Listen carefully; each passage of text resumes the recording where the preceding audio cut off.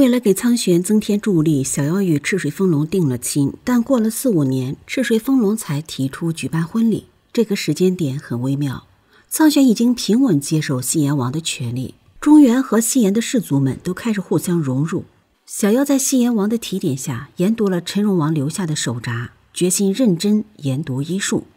风龙时常来陈荣山看小妖，但每次都把绝大部分时间用于给西阎王讨论行军打仗的策略，让小妖以为风龙其实是来看西阎王，只不过顺路看看自己。实际上小妖并不懂风龙的心思。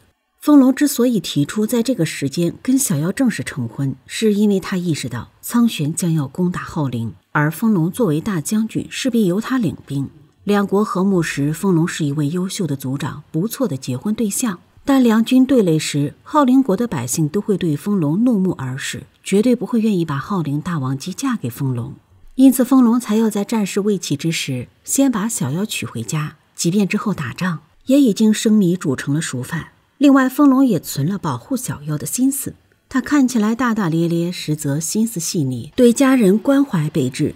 正因如此，他才会为了苍玄对新月好一点而拼命带兵打仗。风龙预想到，若两国开战，小妖作为浩陵大王姬，在西阎的身份会很尴尬。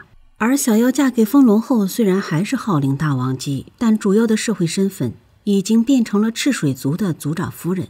即便西阎把浩陵灭了，也不会影响小妖的生活，她仍是人人尊敬的族长夫人，风龙能护她周全。所以风龙并非对小妖无情，只不过并不全都是情。风龙确实没有爱小妖爱到死去活来，但他心胸宽广，即便知道涂山璟曾和小妖爱得难舍难分，也能毫无芥蒂地与涂山璟做朋友，迎娶小妖。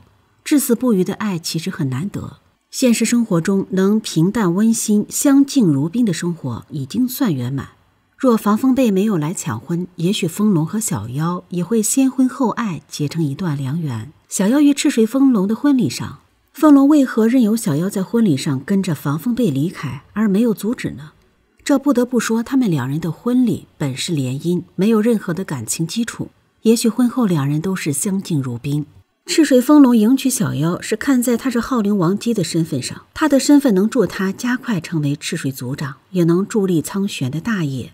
小妖自从与涂山璟分手后，就一直郁郁寡欢，每晚暗自伤神。他想到外爷说的，也许夫妻相敬如宾，也能过好一生，所以在能帮助苍玄的前提下，他答应嫁给赤水风龙。婚礼当天，小妖看着防风贝突然闯进来，他是很恼怒的，因为他在前几个月的时候就告诉他自己婚期的事情。那时候的他明明有机会可以带他走，可如今却要当场抢亲，这让来参加婚礼的各世家弟子怎么看他？